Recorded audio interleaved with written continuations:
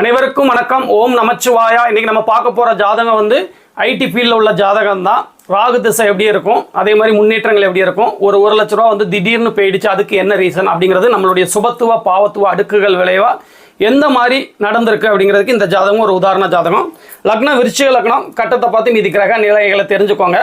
பார்த்த உடனே நான் கேட்டேன், உச்ச குரு வந்து புதனை பார்க்குறாரு, சுக்கிரனோட இணைவு, ஒரே நேரத்தில் குருவுடைய பார்வை சுக்கிரனோட இணைவில் உள்ள புதன் தான் அதிக சுபத்துவம். கம்ப்யூட்டர், கணக்கு வழக்கு, அக்கௌண்ட்ஸு, சாஃப்ட்வேர் ரீதியாக இருக்கிறீங்களா அப்படின்னா சாஃப்ட்வேர் துறையில் இருக்கேங்கன்னாரு.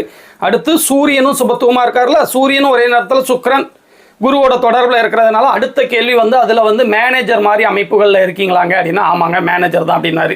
இதுதான் இந்த அடிப்படையில் தான் வந்து நம்ம பேரணும். இது சுபத்துவ பாவத்துவத்தில் மட்டும்தான் நம்ம சொல்ல முடியும், வேற எந்த இதுலையும் வந்து நம்ம சொல்ல முடியாது. அந்த அடிப்படையில் பார்த்தீங்கன்னா அடுத்த கேள்வி வந்து ராகு தசை நடந்துட்டு இருக்கு, எப்படிங்க இருக்கணும். பெருசாக நீங்கள் வந்து நல்லா தாங்க இருப்பீங்க, அப்படிலாம் ஒன்றும் பெரிய நெகட்டிவ்லாம் சந்திச்சிட மாட்டீங்க. ராகு தசை நல்லா இருக்கிறதுக்கு சில முக்கியமான ரூல்ஸ் இருக்குதுங்க. மேஷம், ரிஷபம், கடகம், கன்னி, மகரம், இதில் இருக்கிற ராகு நல்ல பலன்களை செய்யும். உங்களுக்கு மகரத்தில் இருக்காரு. 3, 6, 11ஆம் இடங்களில் உள்ள ராகு நல்ல பலன்களை செய்வார், 3ஆம் இடத்துல இருக்காரு. அதுக்கப்புறம் குரு சுக்கிர தொடர்பை பெற்ற ராகு நல்ல பலன்களை செய்வார், உங்களுக்கு வந்து உச்ச குருவோட நேரடி பார்வையில் உட்காந்துருக்காரு.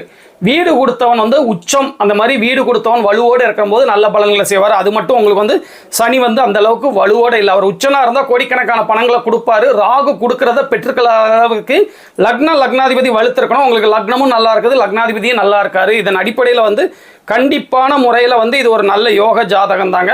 ராகு திசையில் நல்லபடியாக சம்பாதிக்க முடியும். பிஸ்னஸ் பண்ணலாமா, தகப்பன் வந்து டீ கடை வச்சிருந்தாரு, அந்த தொழில் பண்ணலாமான்னா சூரியன் வலுத்திருக்குது, தகப்பன் தொழில் வரும். அதே நேரத்தில் நீங்கள் வந்து இங்கே வேலை பார்த்துட்டு டீ கடையும் வந்து எப்படியும் வந்து டீ கடையில் இவர் வந்து லட்சக்கணக்கில் சேலரி வாங்குவார், இவர் போய் டீ கடையில் உட்காந்துருக்க மாட்டார்.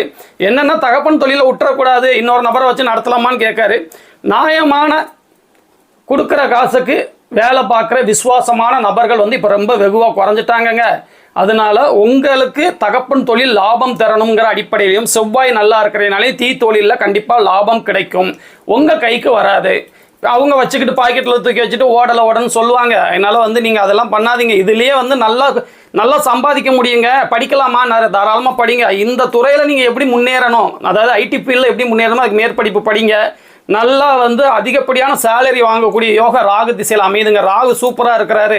அதனால் நல்ல விதத்தில் வந்து உங்களுக்கு பணம் சம்பாதிக்கக்கூடிய யோகங்கள்லாம் இருக்குது. நீங்கள் வந்து இந்த டீ கடை இந்த மாதிரி சின்ன லெவலுக்குள்ளே போகாதீங்க, நல்லா இருப்பீங்க அப்படின்னு சொன்னேன். அதுக்கப்புறம் இன்னொன்று சொன்னார், இப்போ வந்து ராகு திசையில் கேது புத்தி நடந்துக்கிட்டு இருக்குது.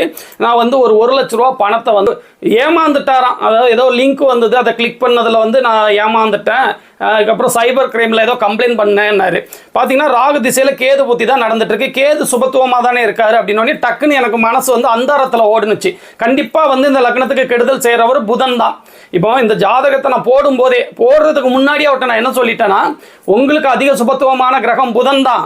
புதன் ரீதியான தொழில்கள் அமையும். அதே நேரத்தில் புதன் தசை வரக்கூடாதுங்க அப்படின்னு சொன்னேன். ஏன்னா புதன் ரீதியாக நன்மைகள் நடக்கும், புதன் தசையில் நடக்காது. ஏன்னா அவர் அட்டமாதிபதி இல்லை.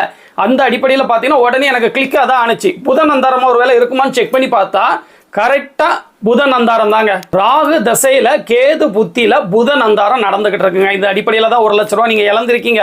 அந்த 1 லட்ச ரூபா போனதுனால அப்படியே ஒன்றும் தொகண்டு போகிற ஜாதகம் கிடையாது. உங்களுக்கு வந்து ஒரு அலாட் கொடுத்துருக்காரு, கவனமாக இருக்கக்கூடிய ஒரு அலாட்டை தான் அவர் கொடுத்துருக்காரு. அதுக்கு காரணம் இந்த சுபத்துவ தசாபுத்திகளோட அமைப்பு தான்.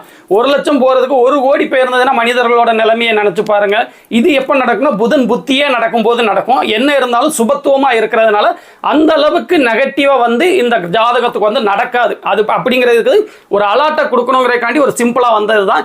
என்ன இருந்தாலும் புதன் சுபத்துவமாக இருக்கிறதுனாலையும் 8ஆம் இடத்துக்கு 6ல் மறைஞ்சிருக்கிறதுனாலையும் பெரிய கஷ்டங்களை கொடுக்க மாட்டார். தாங்கக்கூடிய அளவுக்கு லக்னாதிபதியும் வலுவாக இருக்கிறதுனால இந்த ஜாதகம் ஒரு வலுவான சூப்பரான ஜாதகம்.